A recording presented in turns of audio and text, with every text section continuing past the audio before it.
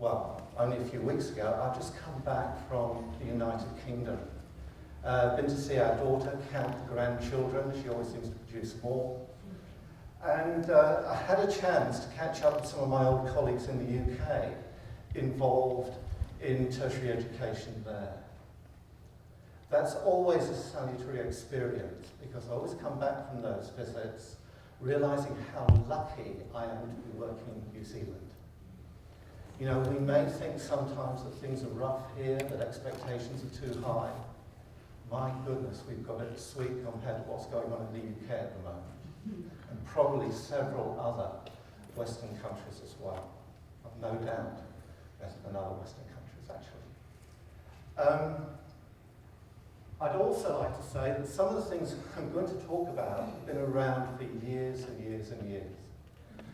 We're talking about problems that result from the massification of tertiary education. If we believe that tertiary education is a fundamental human right for New Zealanders, we've got a problem about how to deliver that, how to fund it. That's been going on for a couple of centuries. One of the things I was lucky enough to visit, one of the places I was lucky enough to visit in the UK, was the British Schools Museum. That's in Hitchin in Hertfordshire. And they've got the last surviving teaching hall for the national schools that were set up in the 1830s in England to educate the poor. Education for a penny a week. And this system set up with staff-student ratios of 1 teacher to 300 pupils. Yeah, and possibly similar in some university large classes at the moment. But you know, these issues have been going on and being talked about for years.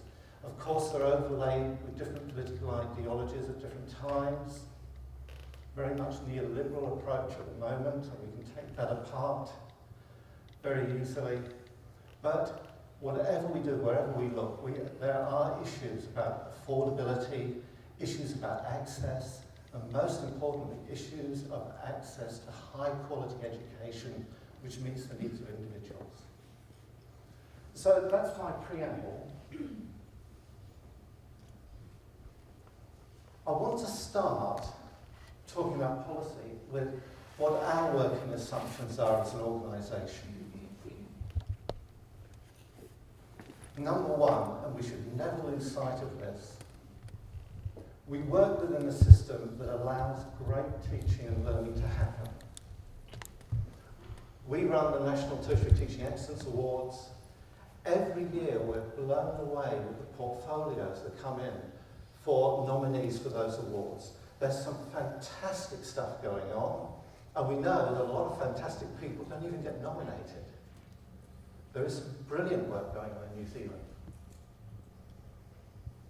However, and some of you will have heard me say this before, we don't do enough to share good practice.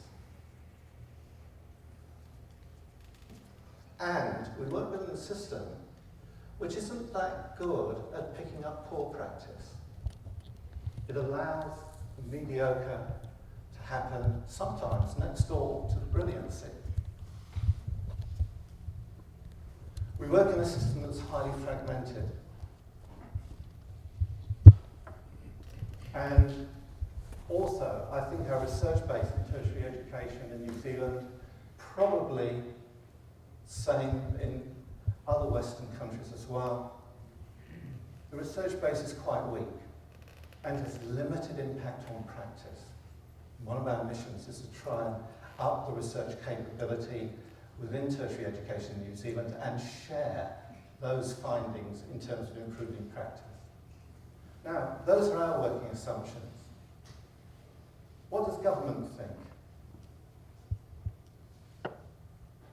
Once a year, we remind them that there is great practice going on. And you hear the Minister and the Prime Minister talking about that great practice when they're talking in the context of New Zealand's opportunities for export education.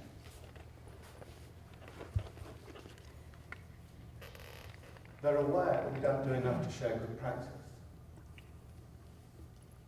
They're aware that not everything is brilliant by any that probably pushes their buttons more than anything at the moment is their concerns about the fragmentation of the system. I think Stuart's going to talk a bit more about this later across the system as a whole. So. They're probably not very interested in the research base, but they're certainly interested in that fragmentation, and in present government thinking, that fragmentation often translates into are we getting the best value for money questions. So, these are the policy settings. Picture there of Julia, who's going to run the workshop this afternoon. Publication of education performance indicators, public accountability. Very flawed method of public accountability, but it's there. New quality enhancement processes based on self-assessment and external evaluation and review. You will have all been through one cycle, I expect, of self-assessment and external evaluation and review. NZQA is actively talking about upping the game for the next cycle. Many of you will be involved in targeted review of qualifications. That's got implications way beyond what people realise at the moment, I think. Specific expectations on your councils if you're an ITP.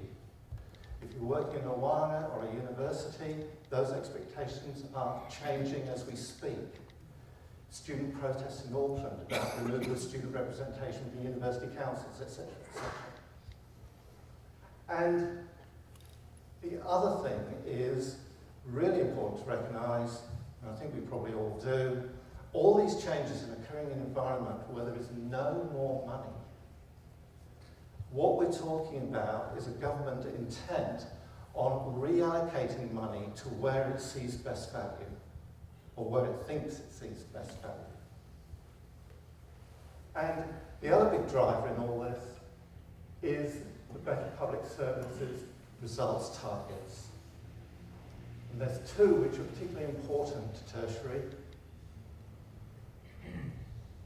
The target for 85% of 18-year-olds to have achieved NCEA level 2 or equivalent by 2007.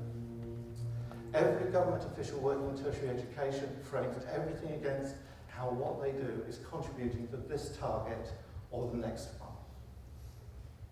And at the moment, there's some concern that we may not reach that target. Government's put a lot of its own credibility on the line about that. Whether it was an over-ambitious target in the first place is a matter of debate. And the other one, 55% of 25 to 34-year-olds look for qualification at level 4 or above in 2017. And too early to say how we're approaching that target. We'll probably stagger towards it or somewhere near. But the important thing is that if you're working in government in Wellington, these are some of the key things that drive what you're doing. You need to recognise as well that there's two different things going on in policy settings with any government. First of all, there's the inherent ideology, which at the moment is neoliberal, and it's flawed, of course. And I think there's been some discussion about that at this conference. The other one is that government is incompetent. And it's incompetent because it's essentially chaotic. It tries to do things, but doesn't necessarily get the intended consequence it wanted. Most people working in government are highly competent individuals. Put them together in the highly politically charged environment, and you get collective incompetence from those highly competent individuals. If anybody can solve that dilemma, please come stand at the front and change presentation. So a lot of things happen by accident. There's no massive secret agenda. There's lots of little secret agendas, but no big one.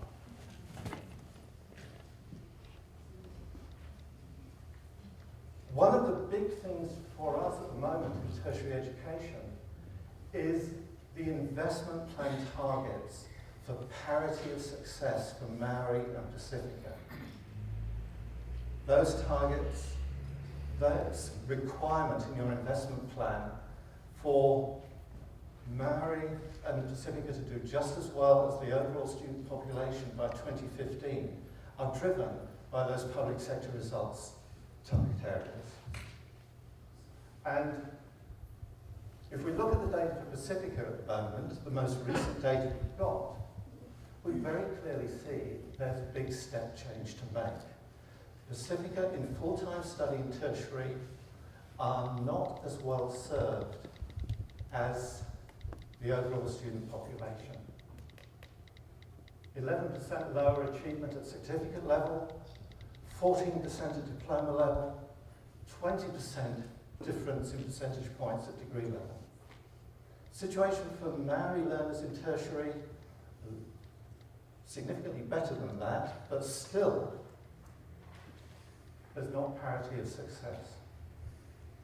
And your own institutions, if you work in an ITP or a Wanana, have committed to try and move that parity of success up by 2015, 2 years to do it. I don't know how much as individuals you're aware that's happening. Our experience is that some institutions are being quite strategic about this, and others are just wondering what on earth they can do. So that's the immediate pressure. The EPIs, league tables. A lot of senior management teams, a lot of councils paying a lot of attention to these. Are they paying attention in the right way? Very probably not in many cases, because you need to unpack what's going on here and know that none of these measures are entirely valid, entirely accurate, and there's context behind everything. But what are they beginning to tell us? I think there's an emerging consensus that course completion rates, the ceiling for a high-performing tertiary education institution, is probably just over 80%. The magic number in the 2012 data seems to be 83%. So, not that accurate, around about 80%, between 80 and 85. What's driving that very, very high level of course completion? First of all, good inclusive teaching practices. Absolutely fundamental.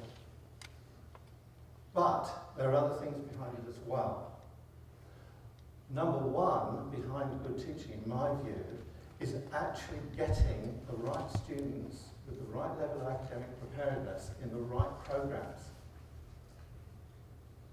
So maximising appropriateness of choice is critical. And also, there's a lot of data and enrolment, especially enrolment process, tidying up going on. We no longer allow students to enroll for courses and then forget to withdraw them when they turn up, when they don't turn up. We're tidying up the data. I think we're seeing great improvements in course completion rates, given the reservations about the measure in the first place. But the next question will be, what are we doing about qualification completion rates? Do course completion rates actually lead to completion of courses? And whatever way you look at it, in the end, most learners enroll in a tertiary education institution with the aspiration to complete a qualification. That's their offer. That's what we're actually offering most of the time. Of course, a lot of people come into specific courses or specific piece of expertise, but our main offer as tertiary education providers is qualifications with the promise that that will benefit their employment prospects, their lives, possibly even their community and local iwi and what have you. So qualifications promise is a critical one. And I said government was chaotic. There's always perverse incentives. What's the easiest thing to do to improve your course and qualification completion rates? Shade the academic standard. Stop people enrolling when they have every right to be in the program, but you're a bit unsure about exclusionary enrollment practices. I can give you examples of that. And there's a real fine balance here between maximising appropriate choice and not being unnecessarily exclusionary. That's a big challenge for us.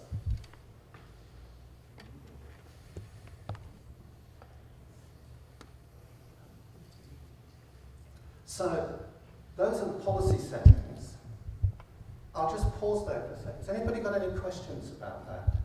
Rather than me go on the whole time. Does anybody like to raise anything about what I just said? Challenge what I just said. Peter, can you tie that last comment about allowing people to enter programs and those sort of issues around that with the capped funding model? Because that clearly drives a lot of behaviour as well. Yes, it does.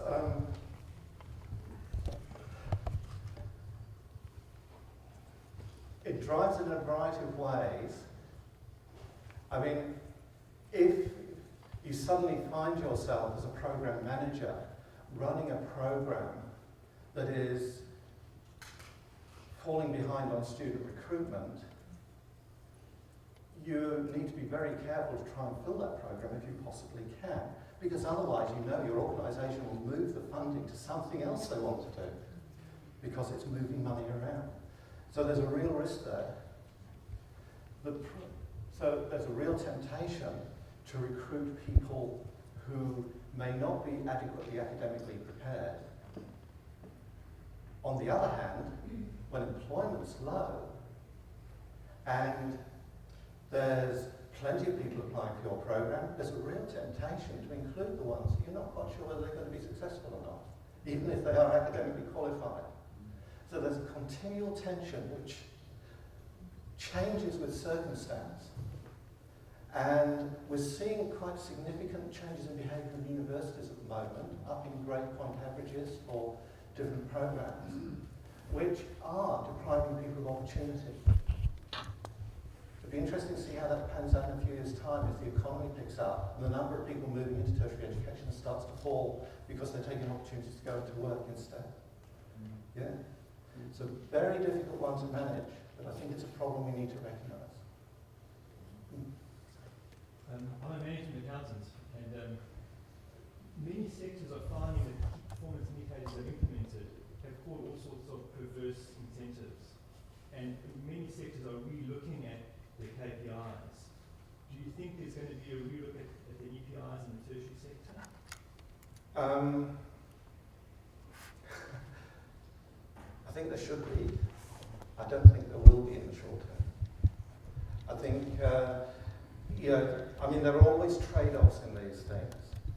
And, government, and that's both government with a big G, the politicians, and the small g, the bureaucrats, see it as a simple accountability tool.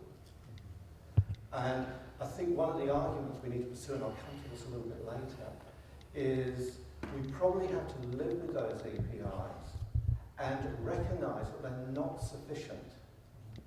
Just featuring high in those league tables doesn't necessarily, show evidence that you're a quality provider. That's the main dilemma, really. So I think we need to think about what other measures we can bring in to provide a more holistic picture of what a quality education experience is, and that's where I'm going to take this in a few minutes. Just looking at those NCEA and NCQF qualifications and the targets, I'm just wondering if anybody is out there is ready to tell the emperor that he's got no clothes, or are we being deliberately set up to fail?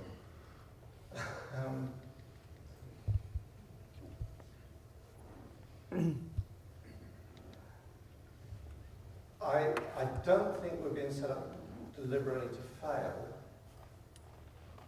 but I think there are some oversimplistic assumptions being made by government about how easy it is to achieve those targets. I mean, there is no, as far as I'm aware, government has no plan B if these fail. Yeah. Mm.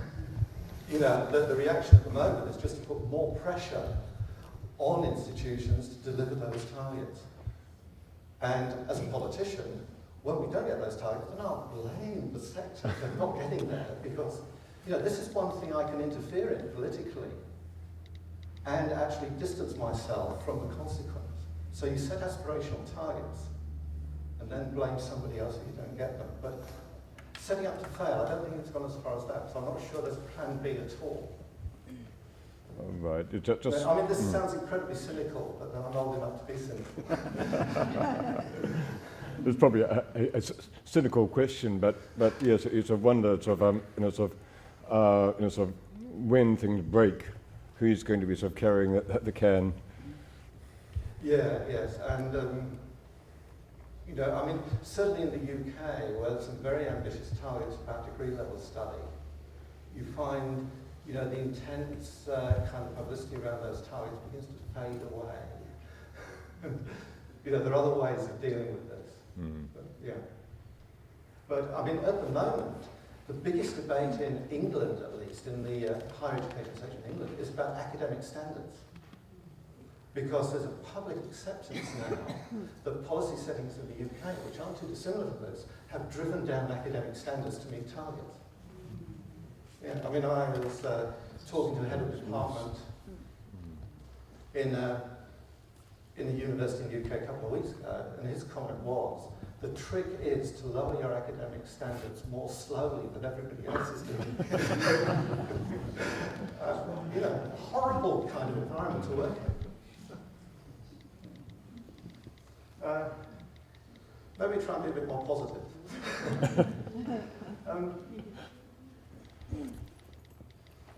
One of the things I think this is inevitably going to mean, and I'm sure a lot of you are working in contexts where it's already happening in a way, is that the focus is going to go on performance of teaching teams and success of learners in programs and qualification achievement, much more than it has in the past. I mean, my past experience in ITPs, we tend to regard teachers as excellent teachers if they got through their individual program and did innovative things in their individual course, and did innovative things in their individual course. I think we're going to have to take a much more holistic view around programs. And for many, this is a significant cultural change. You know, again, a little bit cynical, but in my experience, and this is talking across the whole sector, universities probably more than ITPs, universities probably more than one, certainly more than PTEs. The general academic culture is one of individualism. Individual aspiration of academic interest. And that permeates into teaching practice as well. So a big cultural change for many individuals and the institutions in which they work. And if we're going to start focusing on teaching teams, it's not just the individual practitioners who need to change. Teaching teams will need better management. They'll need better support as teams. And they'll need the wherewithal to take on more responsibility for student success at a program level. And one of the things they'll need to do this is better information, which comes back to the measurements again. And these are the kind of questions that are being asked and will be asked with more intensity in the future by NCQA when they come to do external evaluation and review. And because of that, because of the moral purpose of all this as well, I hasten to add, we should be thinking very hard about how we do this for ourselves. And one model which I'm quite interested in is the model that quite a few Australian universities are using at the moment. And some ITPs I know are discussing it or even using it. Is anybody familiar with the traffic light model of academic health programs in their own institutions here? Yeah, that's good to know. And I think this is going to come into focus more. What you start doing is thinking about the academic health of your programs in these kind of terms. 3 sides of the traffic light, and then, if everything's going fine, how do you make this program outstanding? University of Queensland, Queensland University of Technology, Monash, to name just 3 Australian universities, using this as routine kind of diagnosis at the moment of their programs.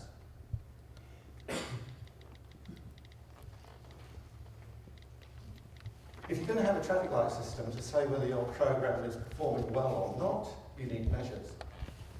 What are the principles? That's my view of what the principles are. This is all about learners, try and make it as learner-focused as possible. It should be about outcomes, it should be about qualification achievement and what learners do with those qualifications once they've graduated. And obviously, it should be transparent and it should be fair. And what might these measures be? Number 1, we've probably all got in front of our minds already. There have been a few instances recently around the tertiary sector of organisations becoming particularly unstuck because accreditation and registration requirements have not been met. Number 2, the course and qualification APIs. They're here to stay. You have to live with them. I think they've got validity. They have much more validity if they're in a wider context. They're not perfect, as I keep saying. Parity of achievement. Parity of achievement for priority learner groups, Maori, Pacifica, young learners. Academic standards. And there are various ways of measuring that, none of which are 100% satisfactory. Compliance with moderation requirements is a good start, but you may think of doing more sophisticated things like the Australasian Survey of Student Engagement allows you to do about measuring levels of academic challenge, for instance, and things like that. Student evaluations. This is about learners. Let's use student evaluations more effectively than we do at the moment. That's the presentation in itself. Outcomes. Relevant work, progress of further study. Do you know what your graduates do once they're successful? None of this is new. None of this is particular rocket science. But we tend not to put these measures together, nor do we put them together in a timely way quite often. And then there may be others which are institution specific. And some suggestions there. Best targets met without the need for discretionary entry may be one. That's probably more targeted at the universities, who find it very difficult to admit people without the qualifications from their own university in certain postgraduate programs until they're short of numbers. Equity pathways for access. I put that way up the list, to be honest. Contribution to community and EV development. I think that's critical too. There may well be others. But what I'm suggesting here is if you look at academic health of a program and try and take a traffic light approach, these are the kind of scope of measures you need. Not just 2 EPIs which have reasonable validity and 2 EPIs which probably don't have much at all. Retention, progression, I haven't put in here. Though, of course, I am interested in progression in terms of what graduates do after they complete their course. So, if those are the kind of measures, how do you translate that into an overall academic health rating? And that would be the suggestion about how to do it. Green, you're meeting all the criteria you agree as an organisation. Amber, you meet criteria 1 and 2, absolutely necessary, but fail to meet 1 or 2 of the other criteria which your institution thinks is important. If you're red, you're missing out on either 1 or 2, which are mission critical, or 3 or more of the other criteria. And to be outstanding, you're doing everything fine according to criteria, but doing something else that's exciting as well. And it may be that you're doing really innovative stuff in your teaching program. It may be that you're a priority program for your institution because your institution wants to build a profile in a specific discipline area and gain a reputation there. Either of those, you start thinking about it. And that's pretty simple, pretty easy way of gauging academic health programs, providing you get the measurements right and you feel they are transparent and fair to you. What do you do with them? I think that's the important thing. And this again is from Australian work. If you're green, you're asked to put in an innovation plan. Everything's going okay. What are you going to do to make it better? Because, as we all know, education doesn't stand still. New technologies arrive, student expectations change. So, really encourage innovation. Also, a risk management plan. You may be green now. What's going to keep you in the green space?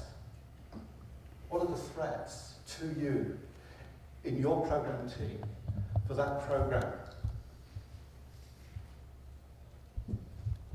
If you're orange, if you're amber, an improvement plan to get up to green. If you're red, you really need a program review to find out what's going wrong because you're in a situation where things can't stay that way. And if you're outstanding, again, same as green.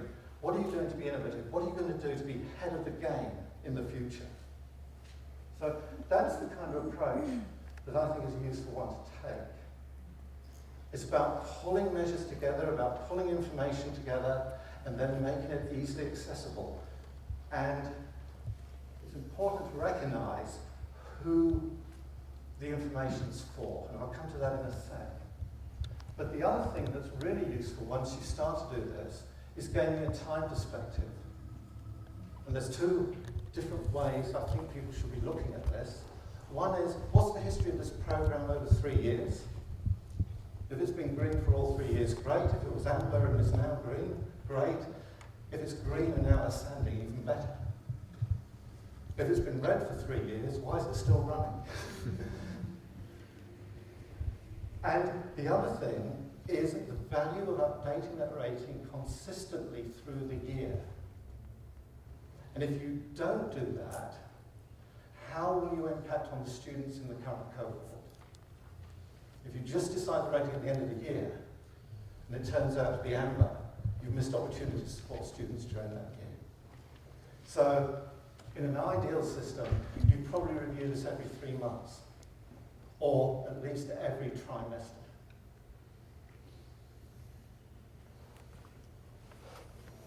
And who is all this for? First and foremost, it's for the learner. Absolutely for the learner. But it's also for the teaching team. It's about ongoing monitoring, self-evaluation and improvement.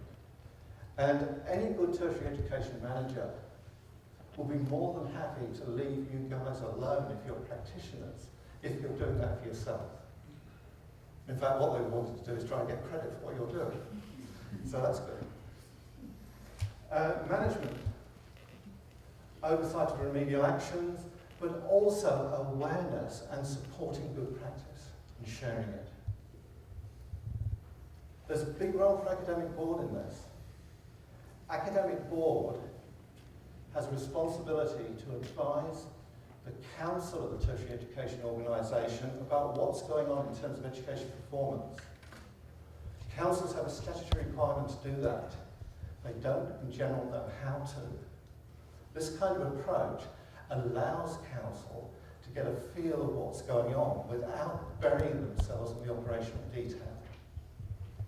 So the academic board's role here is to advise council and look for patterns about what's going on in institutions. Where are the real areas of expertise? What's outstanding? Where are the clusters of problems? Is a whole range of programs with amber for the same kind of reason, because they're failing on one or more measures?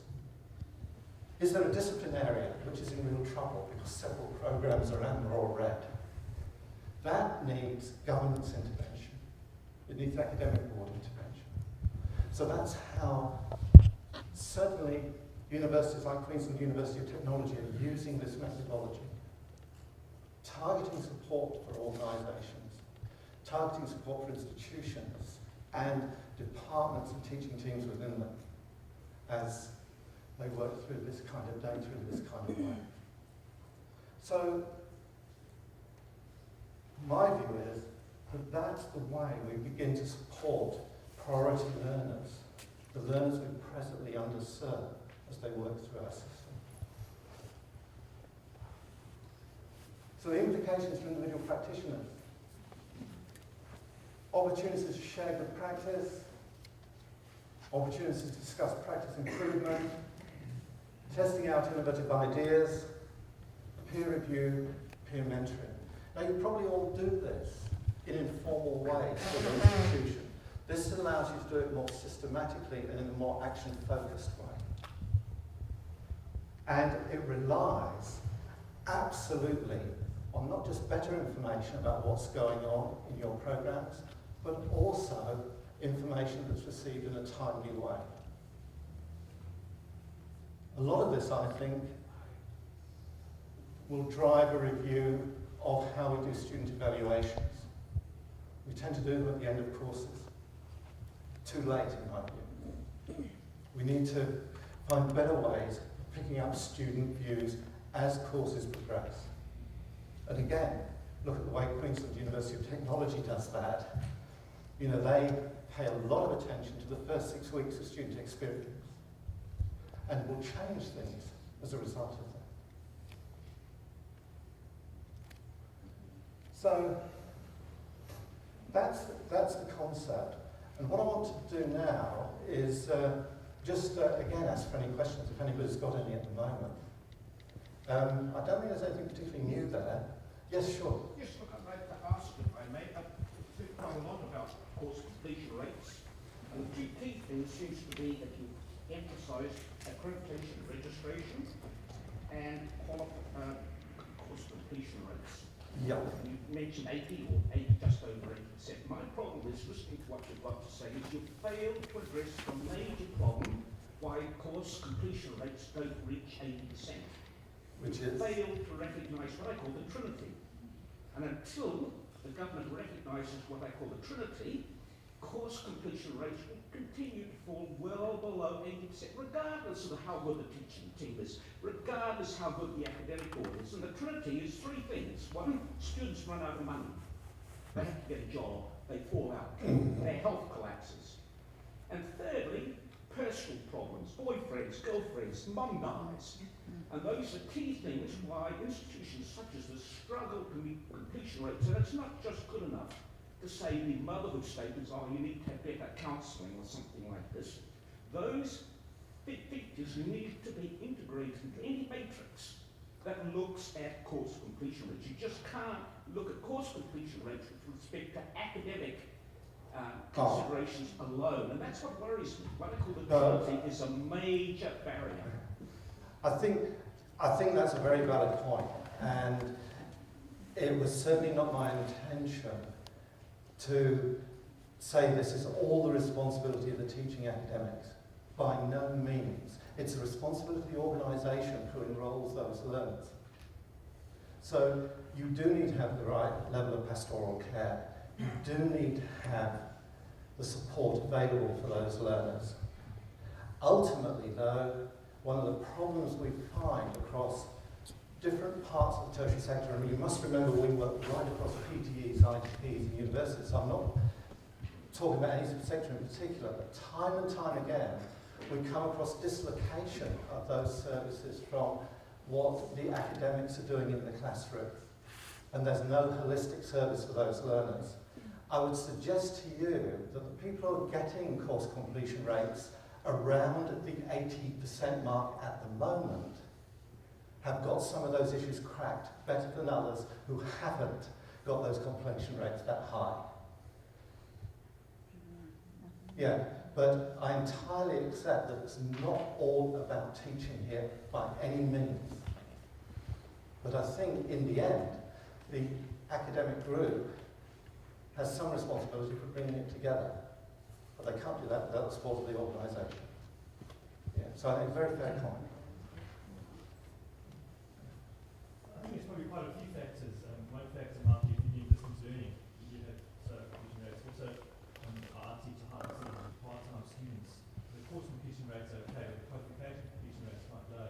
Yeah. So those factors also need to be taken into account. There's also different entry criteria. So some organisations can have very high entry criteria and their completion rates are very good, even though their students might be drinking and messing around.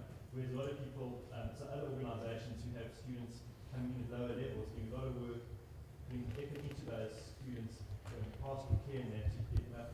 So it's sort of, it's not always a level playing field. So it's to try and tweak those measures to take into account a whole myriad of factors. Yes, I agree. I think, you know, and you've also got to work out what's in the organisation's control and what isn't as well. I think one of the critical things, it was down on my list, but I think, as I said at the time, it should be way up, is have you got the right pathways to progress people to the appropriate level of academic study, and are you enrolling them at the right level in the first place? Now, I can think of a couple of polytechnics around the country who have raised their course completion rates dramatically by paying a lot of attention to that and changing their open entry policies. Because open entry is a great principle, but it should be open entry into a level at which you're likely to be successful. Otherwise, I think there's a bit of a moral dilemma. No, so you can do things like that. I think that's fairly critical. I very much agree that part-time is different from full-time. I mean, the statistics tell us that over and over again. But are we actually marketing and targeting our part-time programs as effectively as we should? There's an interesting story in the EPIs of 2012. Open Polytechnic, qualifications completion rate 78%. How did they do that? No? Well, you know, they're actually engaging students who are nearly completing qualifications for several years part-time and pointing out to them the value of just doing the last few bits and supporting them to complete the qual rather than just encouraging them to run on courses. Change of strategy. So if you've got two organisations, well, say my program is mainly part-time students working as accountants in the local firms, getting fantastic real-world experience, and you get another program where they're all full-time students. The qualification completion rate is all different, even though the standard of teaching is the same. Yeah, and that comes down to the inadequacy of that measure, because you should be paying more attention to your retention measure for those part-time students, so they come back the following year and the following year and the following year. And also about the value of their study to their existing work. Yeah, so I think, you know, I think this is all about more holistic measurement and then putting it together in a way which it actually provokes action. I know I'm getting close to running out of time, but that was the challenge bit. I think there's a lot of work for organisations to do in this space, and we need to look to one or two leaders here in New Zealand and in Australia about how they're handling this. We need more information. More information about programs doesn't actually necessarily translate into action unless you pull that information together in an appropriate way for an appropriate purpose. I do want to talk just very quickly about some exciting projects we're doing which we think contribute to some of this. I was originally a scientist, so I've always got a little bit of a bias. Major project released earlier this year on large class science education. Whole of department interventions to improve the learner experience in large science classes. You know, the cognitive psychologists tell us that the average person cannot take in more than 7 new facts at a time without processing them. The average science lecture gives you probably 10 new facts in the first 10 minutes. How do you actually start to create effective learning in large classes? This project is about that, and it's based on work done by a guy called Carl Wyman in the US, who happens to be a Nobel Prize winner, who happens to be an education advisor to President Obama. We believe this is going to be quite influential work in New Zealand. So that's one. I talked quite a bit about student evaluations. We've done a major project with University of Waikato, Otago Polytechnic and Otago University on appropriate strategies for effective student evaluation which actually support individual practitioners, individual teachers, and actually make a difference to students, rather than being a compliance exercise which you go through at the end of the year. So I'd recommend that one to you. Particularly excited about this one, enhancing success of Maori learners in workplace settings. And this project, developed by several ITOs and the Industry Training Federation, has established a framework to KPTE, which is designed to support Maori in the workplace as learners. Critical things here are about attitude by learner and employer, about face-to-face mentoring and what often are distance-based programs most of the time, or fairly informal on-job learning at times as well. So that's an interesting piece of work. And also Successful Pacifica. And really nice piece of work here by Cherie Chu at the University of Victoria, supported by the Association of Pacific Staff in Tertiary Education, about what makes the Pacific success, trying to address some of those problems about lack of parity of success of Pacifica that I flagged up in a table earlier on. And you can summarise the findings of that project in just a few words, which doesn't do it justice by any means. It's about learning relationships based on mutual respect. And that probably applies to every single learning relationship, for every single person, every single tertiary institution, not just Pacifica.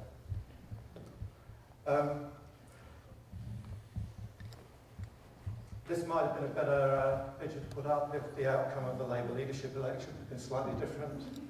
But we're doing some interesting work with refugee learners, with John Benseman up at Unitec and English language partners, and how to address their special learning needs. That's a project we're very proud of. And what we're trying to do at the moment as an organisation is try and pull some of this work together in ways that may be useful for you both as practitioners. We've published a summary of our work with Maori educators and learners. That's already available. And a summary of our research project for Success of Pacifica, including Cherie Chu's work, that will be available by the end of the year as well. You know, fairly simple messages reinforced by good research evidence. If most of you will not find too much new in these, but you'll find affirmation of things we've been talking about for many years, things you've possibly been doing for many years. There's a lot of discussion going on at the moment about foundation education, as many of you will know. We're doing very significant work, I believe, in this area, led by Nick Huntington, who's one of our staff down in Wellington. The Lifting Our Game report came out last year about improving foundation education, and Stuart was a member of the advisory group on that. Talking all the time about foundation education being purposeful in terms of meeting individual needs and individual aspirations, and in many cases developing individual aspirations. So if these courses don't have a purpose, why are they running? And we're at the moment doing some work on the graduate profiles for levels 1 and 2. That's been a consultative process around the country, and I'm sure some of you have been involved in that. And the big catchword here is enabling students to become ready for further study. It's about readiness. And when you make them ready, are there pathways available for them to move to the next stage of further study? So, just to conclude, some of the challenges for the future, the policy settings, the pressures that are put on the institutions in which we work. We need to have more ready answers to how well this is working. Fitness for purpose questions. If you're dealing mainly with part-time students, does it meet their needs? If it does, you get the team.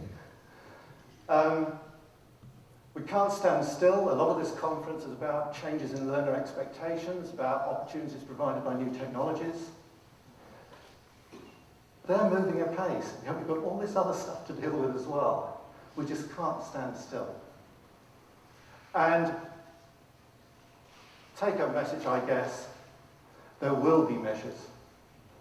It's our job to make them sufficient to measure what we want to measure, what we believe is important. And the other big challenge is that policymakers like neat challenges, like neat packages. Learners aren't neat packages, in my experience. They're individuals. And there's a real tension there, squaring off what policymakers like with meeting a diversity of individual needs. And again, that comes down to providing government with the right evidence based on the right measures. And just a final thought, in case you're a little depressed about this. Fundamental human right here, but if it's to be worthwhile, it's got to be fun as well, please. So, thank you very much. Thank you.